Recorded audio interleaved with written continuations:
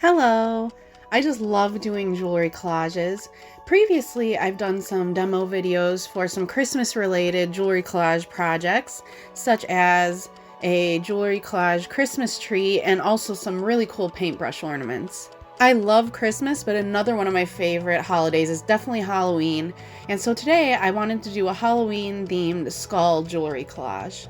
And it's a great way to use up jewelry that you don't wear anymore or that's broken and repurpose it into something beautiful.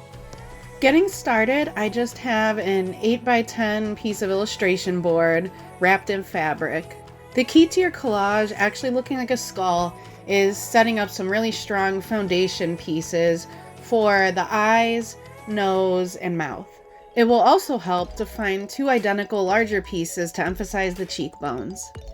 For the outside edges, I'm thinking of using some of these strings of beads. This one's cool because it's black and orange Halloween colors. For filler, I've gathered a bunch of different smaller pieces in similar colors. I'm going with warmer colors like yellows, golds, oranges, pinks.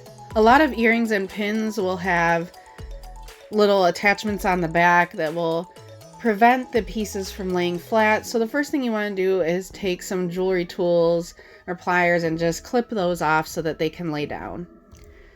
I'm using Weldbond glue, which is a great sturdy hold for crafts like this that use a variety of mixed materials. E6000 is also a classic choice, of course, but when I can, I prefer to use Weldbond myself just because it doesn't smell as bad, so it's a little bit more pleasant to work with for me. Now that we have the face pieces set, I'm going to go ahead and lay down the outline of the skull. I decided to use these smaller multicolor beads. So what I'm going to do is decide what length I need, and then I'm going to clip it, but I'm going to put some hot glue on the ends of the string so that all the beads don't end up flying everywhere. From here, I can go ahead and just glue it down. Weldbond does dry clear, so while you don't want to make a complete mess everywhere, seeing a little bit of glue outside of the edges isn't going to hurt anything. You won't notice in the end. I still want to use these black and orange beads somewhere. I was looking at using them for the teeth, but they're still a little too big for that, so I think I'm going to use them to create the shape of the chin. I've cut some of the same smaller multicolor beads free from earlier, and I'm going to use those to outline the edge of the bottom of the skull.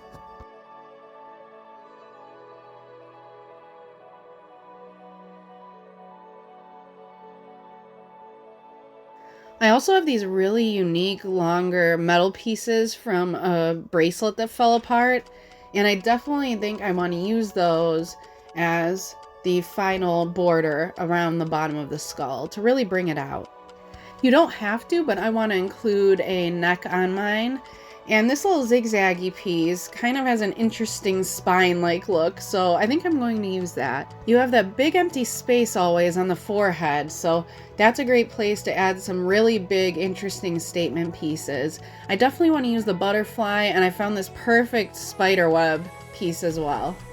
From here then, I'm going to lay out my smaller, colorful pieces that I have and see how they all fit together. It's kind of like constructing a puzzle from this point forward. I find it helps make a more pleasing design in the end if you can find a couple pieces to make symmetrical here and there, but otherwise just a random mix is great. Now I'm going to be filling the blank spaces in between all of these with pearl beads.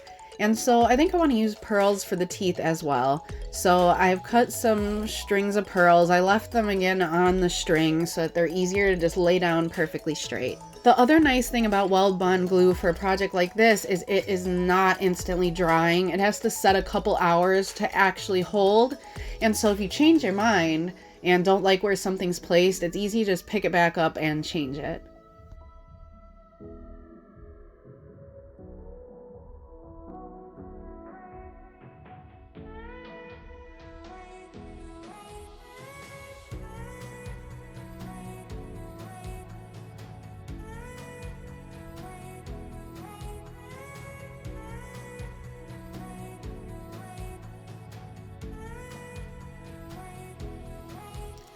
Now that I have all my blank spaces filled, I think I want to add a little flower decoration at the side of the head.